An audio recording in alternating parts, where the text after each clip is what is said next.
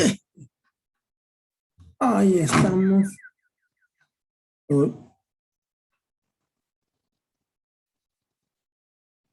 Full screen. Aceptar.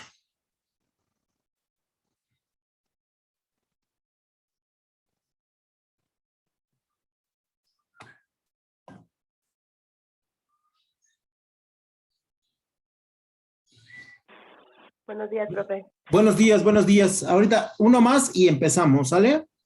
Sí, gracias, profe. De nada.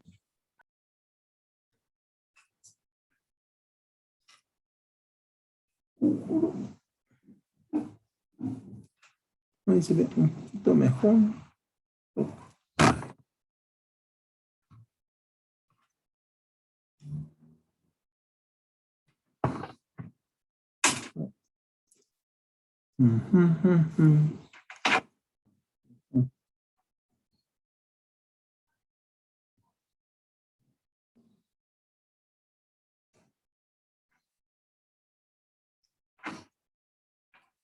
Listo.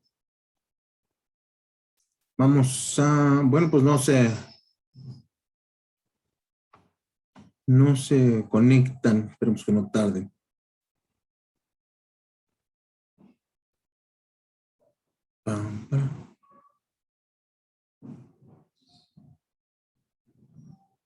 Bueno, vamos a ir compartiendo pantalla porque no entran.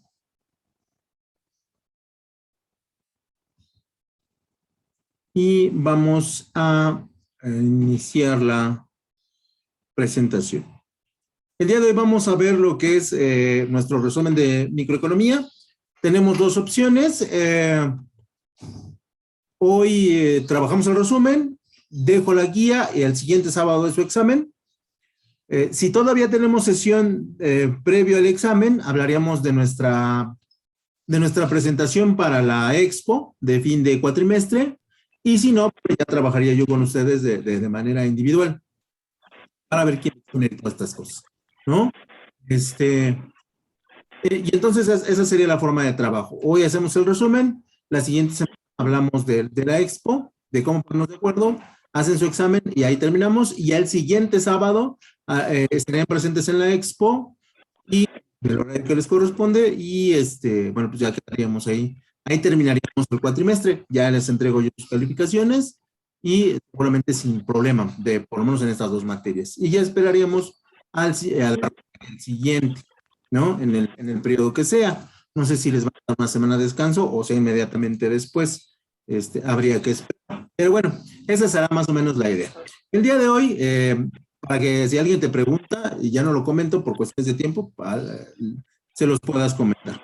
El día de hoy vamos a hacer el resumen de la materia de, evidentemente, microeconomía y vamos a partir de todo el recorrido que hicimos con nuestra idea básica. Y la idea básica es que la economía es una ciencia social que trata de resolver los problemas de la sociedad a través de la correcta distribución de los recursos y a través del correcto utilizamiento de dichos recursos. Desafortunadamente, los recursos en cualquier situación son limitados, ¿no? En cualquier sociedad, por muy rica que ésta sea o por muy poderosa que ésta sea, siempre habrá recursos que sean limitados y siempre tendremos muchos grupos humanos que quieran diferentes cosas. Y en ocasiones es difícil poder satisfacerlos a todos. La idea de la microeconomía es entender estas necesidades, establecer qué recursos les podemos dar y los recursos que no pueda el país, la región desarrollar, buscar la manera de conseguirlos, buscar la manera de obtenerlos para que la sociedad se sienta satisfecha en términos de sus esquemas de necesidades, ¿no? Entonces, esa es la idea básica de la economía y en ese sentido, bueno, pues la economía se divide en dos grandes ramas, lo que es la macroeconomía, que ya ustedes conocen un poquito, y la microeconomía, que fue la que estudiamos. En función de esa idea, bueno, pues la microeconomía va a empezar a estudiar diferentes aspectos y lo primero que va a hacer la microeconomía es establecer un enfoque. Y tenemos en economía dos enfoques. El primero, el hombre económico, el cual es un grupo social donde hay una persona que toma las decisiones, pero tiene una gran cantidad de recursos, tiene una gran cantidad de posibilidades de satisfacer las necesidades y tiene pues poca población a su disposición o a su cuidado o o en su forma de gobierno. Y entonces aquí, bueno, tomar decisiones es realmente muy sencillo, ¿no? Esto se da en los primeros periodos de la evolución del hombre, pero conforme el hombre va avanzando, el hombre económico va dejando de existir y le da paso a lo que nosotros conocemos como el hombre administrativo. Y el hombre administrativo es aquel que tiene en su grupo social una escasez de recursos, donde tiene una población cada vez más creciente, donde esa población empieza a tener un conjunto de necesidades elevado y empezamos a tener incertidumbre para poder cumplir con los recursos y con las necesidades del grupo social. Entonces, el hombre administrativo lo que hace, como su nombre lo indica, ¿no? Va a empezar a administrar. Y ustedes, mejor que yo, saben que administrar es hacer o utilizar al máximo los recursos que tenemos disponibles. Y entonces el hombre administrativo es el hombre que hoy conocemos que en cualquier situación trata de, con menos, trata de hacer más. Y esto se traslada a a las familias, a las empresas, a los gobiernos y a la toma de decisiones que nosotros realizamos día con día en estos ámbitos. Entonces, tenemos por un lado el enfoque básico que habla de la satisfacción de necesidades a través de la economía y tenemos el enfoque administrativo donde el individuo toma decisiones inteligentemente y nos dice la economía, el individuo debe tomar decisiones a través del concepto de la racionalidad. Y entonces la economía nos explica que existen diferentes tipos de racionalidades. Y en el primer lugar tenemos la racionalidad natural, lo que nos dice, lo que nos dicta la naturaleza, si tenemos frío nos tapamos, si tenemos hambre comemos, si tenemos una enfermedad tratamos de curarnos de manera instintiva, ¿no? O de manera natural. En el segundo viene la racionalidad instintiva, que es un proceso donde pensamos poco y actuamos mucho, ¿no? Y, bueno, mucha gente actúa de esta manera, de manera instintiva, por el instinto, ya sea para protegerse, ya sea para sobrevivir, ya sea para poder sobrellevar una situación difícil, el hombre utiliza el instinto, ¿no? Y, bueno, estos dos son elementos que provienen de nuestra evolución a través de muchos años. El tercero también proviene de una evolución, pero del grupo social, que es la racionalidad tradicional, donde nuestras decisiones, donde nuestros comportamientos, donde nuestras acciones están en función de los procesos culturales que hemos sufrido y entendiendo la cultura como la suma de las tradiciones y las costumbres, ¿no? Bien dicen que los pueblos son tradiciones y costumbres a través de muchos años y esto es cierto. Y entonces nosotros tenemos opiniones tradicionales en función de la sexualidad, en función del matrimonio, en función de las mujeres y de los hombres y así basamos nuestros análisis en función de nuestras culturas y nuestras tradiciones, ¿no? O nuestras costumbres, perdón, que nos dan como resultado nuestra cultura. Y bueno, por eso es que de repente vemos otras culturas y de repente no las entendemos y no, ven la nuestra y tampoco la entienden, ¿no? Pero es una suma de esos elementos y sí, en muchas ocasiones nosotros pensamos y opinamos y ejecutamos en función de la tradición, ¿no? Imagínense que un 12 de diciembre no lo celebremos, ¿no? Y entonces habría mucha gente que pues se enojaría de sobremanera, porque cómo no, en mi empresa no van a celebrar o en el lugar de donde yo trabajo el 12 de diciembre, ¿no? Sin explicar a más detalle a qué se refiere ese día. Luego tendríamos ya una racionalidad mucho más pensante, mucho más analítica, que es la racionalidad política, entendiendo la política como el arte del diálogo o el convencimiento a través del arte del diálogo. Y aquí esta la utilizan mucho los economistas para convencer sobre ideas respecto a modelos económicos, elementos económicos o teorías económicas que se ven reflejadas en la sociedad. Y después vendría la racionalidad financiera, donde nosotros decidimos, ejecutamos en función del dinero que tenemos, el poder adquisitivo que tenemos, en función de la seguridad financiera que tenemos y en función de la capacidad económica que tenemos para hacerle frente a un problema. Y en este sentido, yo quisiera tener un ejemplo muy claro, ¿no? Los Estados Unidos compran 90 millones, 110 millones de vacunas,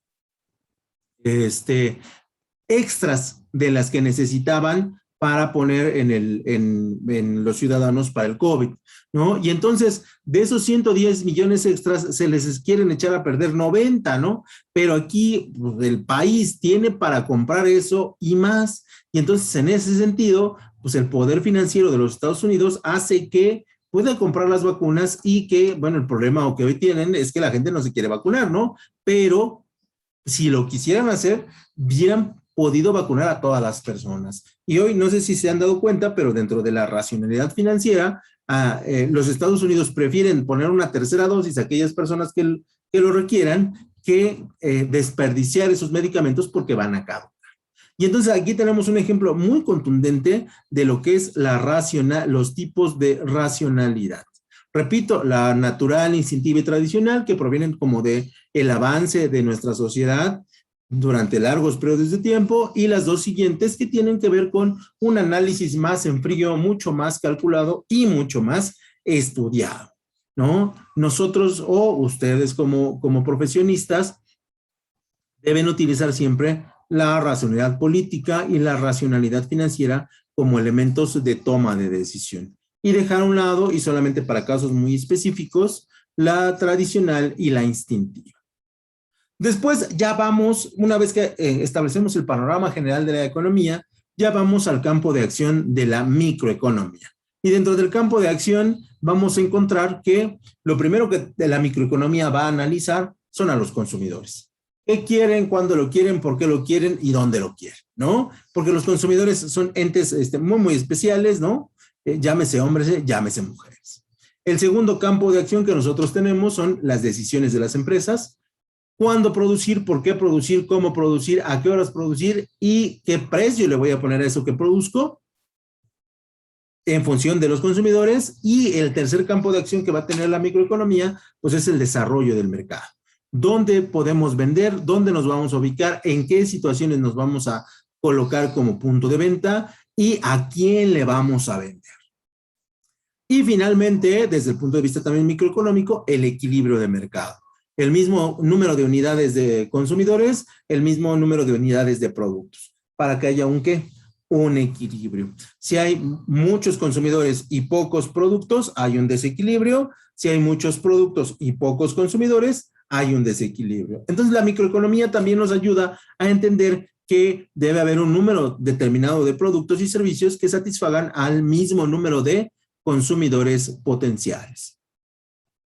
Y ya entraríamos en el campo de acción de las variables macroeconómicas, y dentro de el primer campo de acción está lo que nosotros conocemos como la cesta óptima, que no es otra cosa más que lo que el consumidor va a adquirir a partir de sus condiciones como edad, como género, como clase social, como zona geográfica, ¿no? Y entonces ahí decimos, no es lo mismo lo que un adolescente de 15 años va a comprar cuando llegue al súper que lo que va a comprar una señora de 35, casada con hijos, yendo al mismo supermercado. Van a comprar cosas seguramente muy diferentes, pero estas con la intención de cumplir con las necesidades que ellos tienen.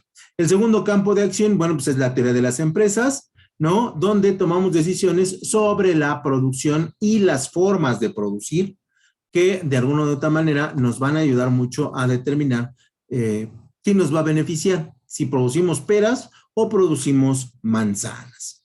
Y después vendría, evidentemente, como les decía, la teoría del equilibrio, donde identificamos las condiciones de los mercados, de los consumos y de las competencias. Y en este sentido tratamos de crear productos y servicios que no tengan comparación, que no tengan competencia, y así el consumidor tenga más opciones de compra y el equilibrio y el mercado no se satura.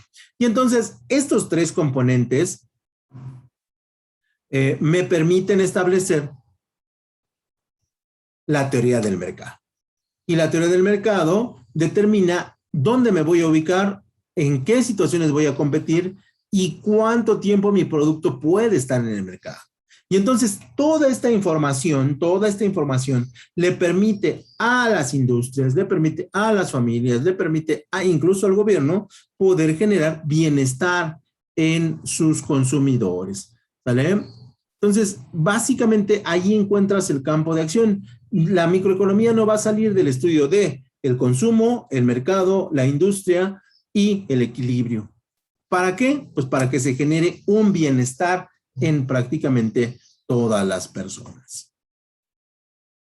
No quiere cambiar. Después pasaríamos a el mercado y sus clasificaciones, y dentro del mercado y sus clasificaciones vamos a encontrar los siguientes. El primer mercado que tenemos es el mercado internacional, donde vamos a tener el mercado global o mundial, donde prácticamente ustedes pueden adquirir diferentes productos o servicios de cualquier parte del mundo, ¿no? De cualquier parte del mundo, y donde las brechas de impuestos y las brechas de precio han disminuido. Ok. Y bueno, entonces en ese sentido vamos a tratar de encontrar qué posibilidades tenemos de competir en el mercado mundial, y solamente pues pocas empresas lo hacen. Después tendremos los mercados nacionales que ubican a todo el territorio nacional y toda su extensión geográfica, incluyendo los tratados comerciales que también, bueno, México podría considerar, por ejemplo, como un mercado nacional a los Estados Unidos y a Canadá en algunos productos. Después vamos a tener los mercados locales, que son partes muy pequeñitas, muy pequeñitas, donde hay ciertos negocios que son muy buenos, pero que solamente se conocen en esas zonas y no tienen un impacto global. Y luego tenemos el mercado de productores y revendedores, donde aquí la idea de tener un revendedor es una idea de ganar. ¿Por qué? Porque yo produzco y él me compra a mí y a su vez revende. Y entonces yo me evito el proceso de vender y él se evita el proceso de producir. Y entonces los dos ganamos, y desafortunadamente el que se ve perjudicado es el consumidor, pero a final de cuentas, bueno, le intentaremos dar buenos precios. Y luego tendríamos los mercados de competencia perfecta, donde tenemos al monopolio, al monosoponio, al oligopolio y evidentemente a la competencia perfecta. Todos ellos pues que de alguna otra manera intervienen en los procesos de comercialización de los productos o de los servicios. Claro, hoy tratamos, o por lo menos este gobierno trata de que la competencia sea mucho más pareja, de que la competencia no tenga monopolios o no diseñados de manera intencional, sino diseñados porque nadie quiere invertir, y eso sí es válido. Y entonces, de alguna otra manera, los mercados me permiten a mí determinar hacia dónde me voy a dirigir, cómo me voy a dirigir, y cuándo debo sacar promociones, cuándo debo sacar ofertas y cuándo debo de rematar, porque al final de cuentas mi mercancía ya no va a salir. Todos estos elementos son bien importantes. ¿Para qué? Pues para que los consumidores tengan a la mano productos que a lo mejor en otros momentos no podrían tener, ¿no? E incluso la piratería es parte de los mercados, y es parte de los mercados que es importante porque le da estabilidad a los grupos sociales, ¿no? Para poder adquirir a lo mejor sí un producto pirata, pero que sé que ese producto pirata me hace sentir bien, me hace sentir satisfecho, me hace pertenecer al grupo de personas que sí compran el producto original, y de alguna otra manera me hace perteneciente a esa misma clase, ¿no? Y así juega la microeconomía con, evidentemente, los diferentes tipos de mercado y los diferentes tipos de productos.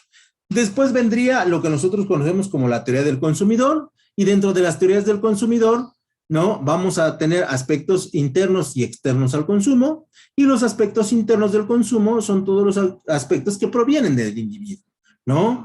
Que son, pues, la clase social, la zona geográfica, la cultura, el poder adquisitivo de la persona. Hay ocasiones que hay personas que tienen dinero, pero que no compran productos de más calidad, porque sus elementos culturales, tradicionales y educativos no se los permiten, ¿no? Y entonces, de alguna u otra manera, siguen comprando los mismos productos como si pertenecieran a una clase social más baja o tuvieran gustos pues menos refinados, ¿no? Y los ambientes externos son aquellos que tienen que ver con la capacidad que el individuo determina lo que va a comprar, ¿no?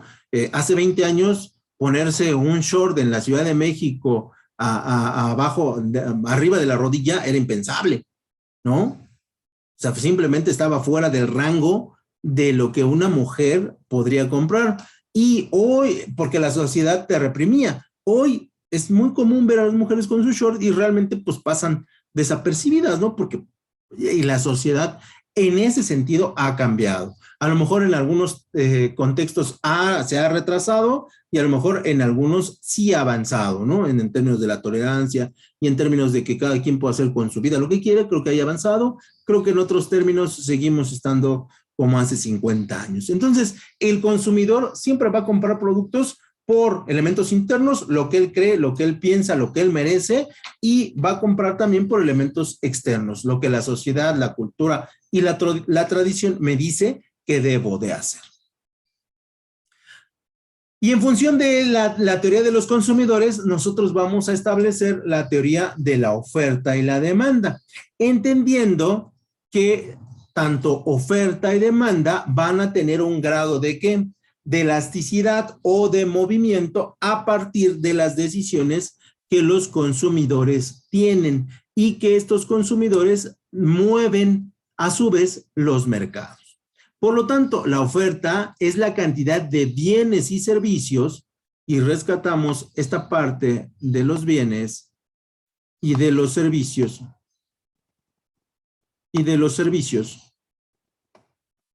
que se ponen a la venta en los diferentes mercados.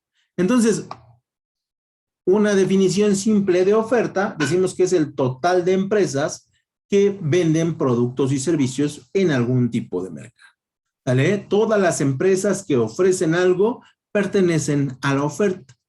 Y la demanda sería aquellas personas que nosotros denominamos consumidores que están dispuestos a comprar algún bien o algún artículo, ¿no? Y aquí podemos encontrar productos de todas las gamas, de todos los tipos, incluso productos que ni siquiera sabemos que existen, se van a comercializar, porque seguramente habrá un consumidor que los pueda adquirir. Entonces, la oferta y la demanda siempre van a estar en una eterna lucha por productos que yo quiero adquirir, productos que yo necesito, productos de primera necesidad y productos que son 100% innovadores. Y entonces, yo como consumo siempre voy a estar viajando, siempre voy a estar interactuando en esas ofertas, y eso va a crear ciertos grados de elasticidad. ¿Y a qué me refiero con la elasticidad? Bueno, hay un momento en que llega la temporada de vacaciones, ¿no? Que por cierto ya se va a acabar para la mayoría de las personas, donde dicen vamos a la playa, ¿no? Y muchos consumidores dicen vamos a la playa, y entonces las empresas identifican esta conducta del consumidor y lo que hacen es subir el precio de los trajes de baño, el precio de los boletos de hotel, el precio de las comidas en los restaurantes de zonas turísticas. Termina y allí el precio se estira a la alza. Termina la etapa turística, digamos, la etapa de vacaciones largas y la etapa de fin de año, y viene una etapa, digamos que tranquila. Y entonces las empresas, al identificar que pocas personas van a ir a la playa o a una zona turística, en lugar de estirar el precio, lo que hacen es que lo acortan, lo hacen más pequeño y empiezan a sacar promociones de visitas turísticas, de hoteles, de ropa para playa, ¿no? Y de todos los implementos que utilizamos. Y entonces los consumidores ya saben que si quieren gastar, pueden ir en la época fuerte del periodo vacacional, y si no tienen su presupuesto, no es tan amplio, pues entonces esperen a la época flaca, ¿no? Y así es como la elasticidad se hace que corta o se extiende a partir, repito, de los consumidores. Una vez que entendemos todos estos procesos, las empresas lo primero que tendrían que decir es, ¿sabes qué? Si estamos sujetos a la oferta y la demanda y a su elasticidad, estamos sujetos al consumo, a ver qué dice la sociedad, si lo compra o no lo compra, y estamos sujetos a su poder adquisitivo. Entonces, tenemos muchas variables en contra como productores, y la primera idea básica que tendríamos que crear es establecer un proceso productivo. Y en ese proceso productivo nosotros vamos a tener lo que en administración se llama una curva de aprendizaje, que representa el aumento de la productividad. Yo inicio con un proceso productivo para hacer tamales y a lo mejor los primeros 2-3 meses, no me salen los tamales como yo quisiera o gasto demasiado en los tamales. Pero a partir de que voy aprendiendo y de que voy experimentando, cada vez me voy a hacer más hábil y cada vez voy a ir entendiendo cómo ahorrar más dinero en mi proceso de elaboración de tamales. Y a eso se le llama la curva del aprendizaje. Y una vez que yo tengo la curva del aprendizaje, vamos a establecer cada vez procesos donde somos mucho más eficientes para producir un artículo, y vamos a planificarlo de manera sucesiva y cada vez lo vamos a hacer con mayor productividad. Por lo tanto, el proceso productivo es realizado por las empresas basándose en información, basándose en tecnología, para una cosa que es importante, que es la reducción del precio que me cuesta a mí fabricar el artículo, ¿no? Imagínense que yo tengo tamales y los tamales cuestan 15 pesos y yo los vendo y a mí me cuesta hacerlos, cada tamal me cuesta 50 centavos. ¿Cuál es mi ganancia? Pues mi ganancia es gigantesca. Entonces, esto se crea porque tenemos muchas condiciones en contra. Tenemos la elasticidad, tenemos las decisiones de compra y tenemos las decisiones económicas, donde a lo mejor el individuo sí quiere comprar un producto, pero no tiene para comprarlo. Y entonces lo que tenemos que hacer es, desde el punto de vista empresarial, crear procesos productivos donde cada vez me cuesta a mí menos producir unidades y las puedo vender a un precio más alto, porque al final voy a tener ganancia. Dentro de los procesos productivos nosotros vamos a tener 3 tipos, que es el primero, la producción en serie, que se recomienda mucho para productos de altísima demanda, ¿no? Papel higiénico, pasta de dientes, shampoo para cabello, jabón para las manos, jabón de trastes, ¿no? La sal, el frijol, el aceite, van a utilizar la producción en serie, porque son procesos automatizados donde prácticamente la mano del hombre no toca el producto y donde el volumen de unidades producida es muy alto. Y tenemos el ejemplo más claro, que es Corona, la cerveza, que ella en la planta de Coahuila puede producir 1 millón de cervezas por día. O sea, imagínense el tipo de empresa, el tamaño de la empresa y el tamaño de proceso productivo que ellos tienen, que es en serie, ¿no? Entonces, es una forma de producir siempre y cuando tengamos buen volumen de ventas, el producto sea muy utilizado por prácticamente todas las personas y tengamos, bueno, un buen proceso productivo para crear barato y vender caro. En el segundo tipo de proceso productivo es el que se conoce bajo pedido, que se utiliza prácticamente en la industria mueblera, porque, bueno, pues es difícil hacer, por ejemplo, una sala, solamente una sala específica a un pedido, y nos resultaría muy costoso. Entonces, lo que hace la empresa es junta diferentes pedidos de intermediarios, que son los muebleros. Si sabes que yo quiero 30 salas y otro mueblero de Iztapalapa quiere 50 salas y un mueblero de Yucatán quiere otras 150 salas, y entonces a la empresa le sale más barato construir 200 o 300 salas por pedido que ellas fabricarlas y al mismo tiempo venderlas, ¿no? Entonces, sí, este tipo de producción es utilizado cuando trabajamos con los intermediarios, y los intermediarios se encargan de los puntos de venta. Y luego tendremos la producción por lote. Aquí las empresas tienen muchísimos subproductos y tienen una gran variedad de alternativas de sobre el mismo producto hacer muchos. Ejemplo, las Sabritas fabrican la papa, pero a partir de la papa Sabrita pueden fabricar el rufle, el cheto, el dorito, el sabritón y toda la gama que tiene, y entonces ellos producen por lotes. Una semana van a producir papa Sabrita, otra semana van a fabricar el rufle y otra semana van a fabricar chetos, y así se la van a llevar, ¿no? Y aquí es cuando tenemos múltiples tipos de productos, y estos productos los podemos utilizar, pues prácticamente, podemos utilizar la maquinaria prácticamente de la misma manera sin afectar el proceso productivo del producto, ¿vale? Y entonces esos serán los tipos de procesos productivos que son importantes para la industria. Repito, son importantes porque bajan el costo de la producción y pueden vender el producto a un precio relativamente accesible, ¿no? Entonces, esa es una de las grandes ventajas de analizar los procesos microeconómicos. Después, ¿qué haríamos en la productividad? Si tenemos un proceso productivo, lo debemos de mejorar. En la administración y en la economía siempre buscamos mejorar, y la mejora se le conoce como productividad. Y la productividad es una medida económica que calcula cuántos bienes y servicios se han de producir por cada factor utilizado. El objetivo de la productividad es medir la eficiencia de producción por cada factor o recurso utilizado, entendiendo por eficiencia el hecho de obtener el mejor y máximo rendimiento utilizando el mínimo de esfuerzo. Y entonces aquí tenemos el elemento central, donde la productividad es utilizar un recurso,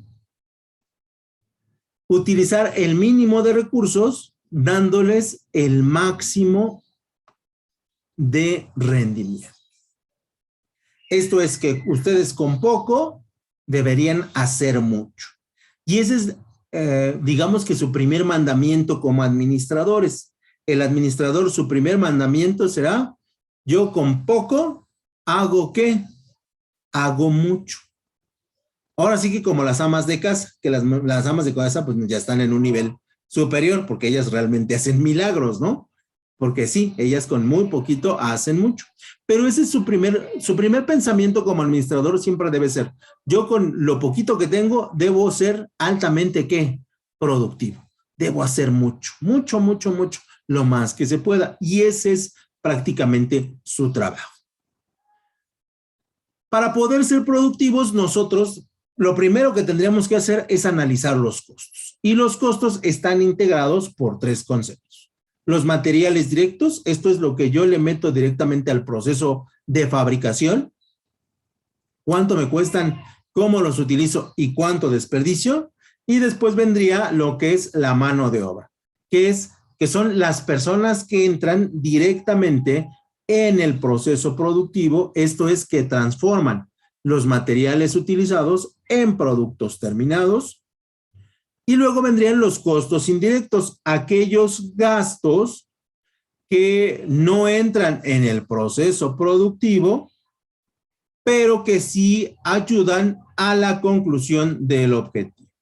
Ejemplo, yo voy a hacer tamales, pero tengo los materiales y tengo la persona que los va a hacer, pero necesito a alguien que vaya a comprar los materiales, porque voy a hacer muchos tamales. Entonces, esa persona que va y compra la harina, la hoja de tamal, la sal, la manteca y todo lo que se utilice, no entra en el proceso de fabricación, pero sí es importante al finalizar todo el proceso.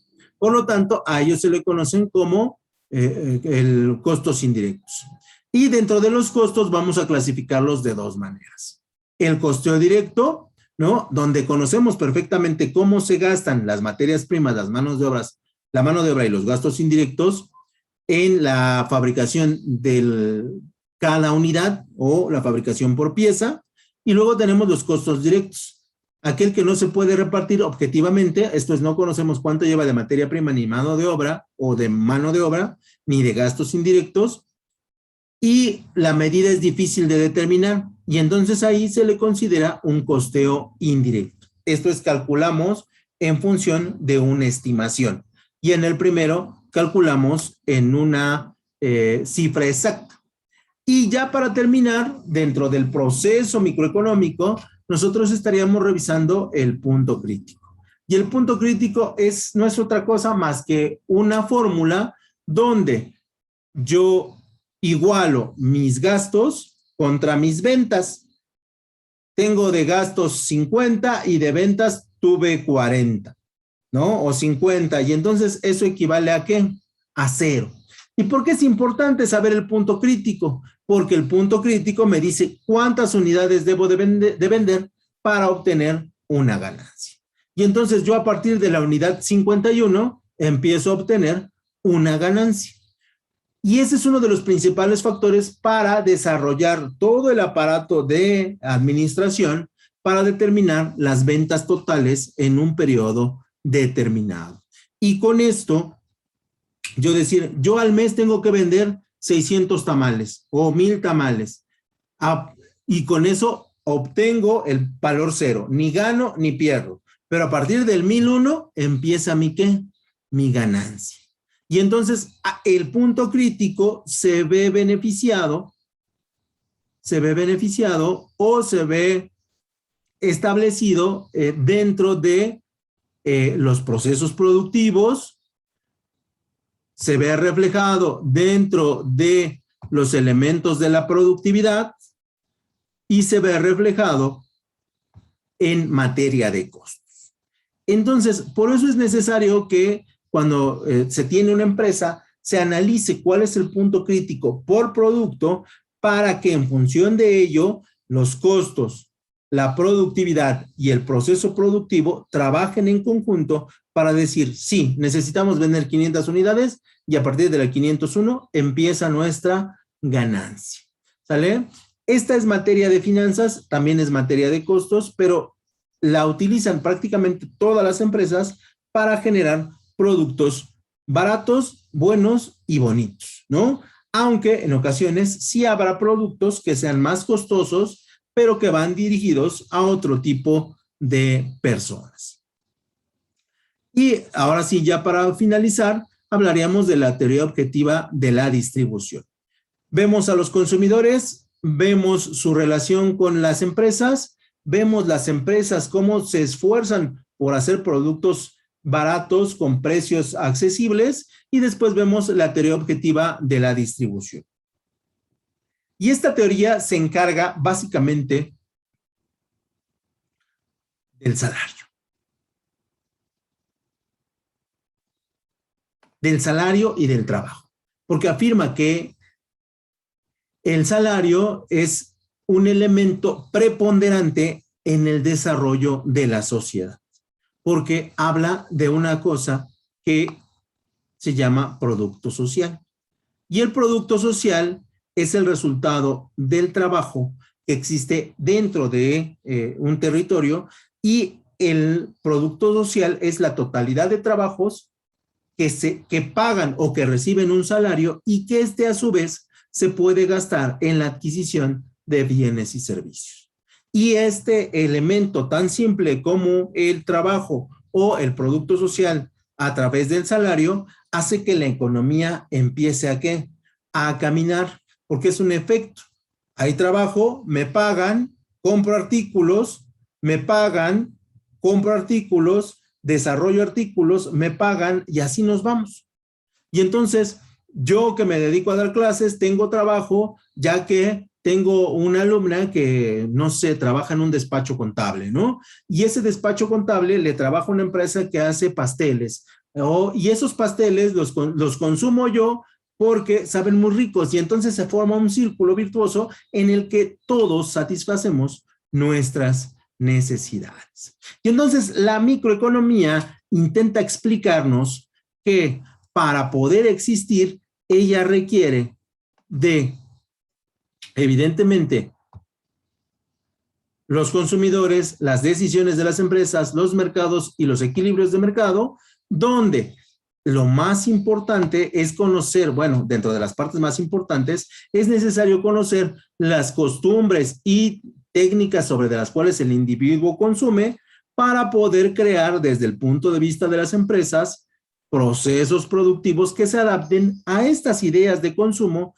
y que estos procesos productivos consideren a los puntos críticos de cuánto debo de vender para obtener ganancia y que mi empresa siga existiendo y determinar cuánto le debo de pagar a mi trabajador para que pueda él a su vez satisfacer las necesidades que tiene a partir de diferentes productos y servicios. Y básicamente ese sería nuestro resumen de la materia de microeconomía. Y eso sería lo que estuvimos viendo. Evidentemente, sí se vincula la macroeconomía con la microeconomía, porque entre las dos hacen que los engranajes de los grupos sociales se muevan y generen bienestar. ¿Dudas? ¿Dudas? No, ¿Nada? no. ¿Todo muy clarísimo? Todo claro, profe. Perfecto. Vamos a... el lunes voy a dejar la guía para el examen.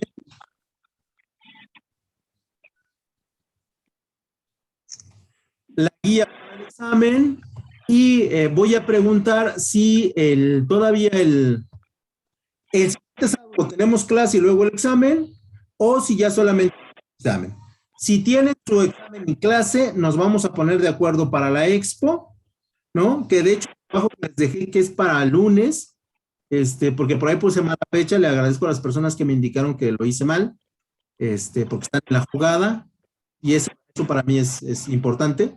Y les decía, si tenemos clase, nos ponemos de acuerdo, solamente nos vamos a poner de acuerdo para la expo. Si tenemos clase, estaríamos trabajando ya pues a través de WhatsApp y igual hacemos una reunión entre semana para ver cómo vamos a exponer, qué vamos a exponer y qué es lo que quiero que cada uno haga, que cada uno haga. Todos vamos a participar, unos en función de algunas actividades, otros en función de otras, y habrá quien sí tenga que exponerlo, ¿no?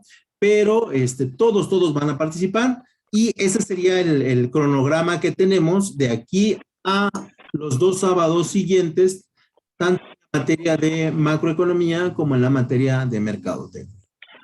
Muchachos. Ok, profe. No, está bien.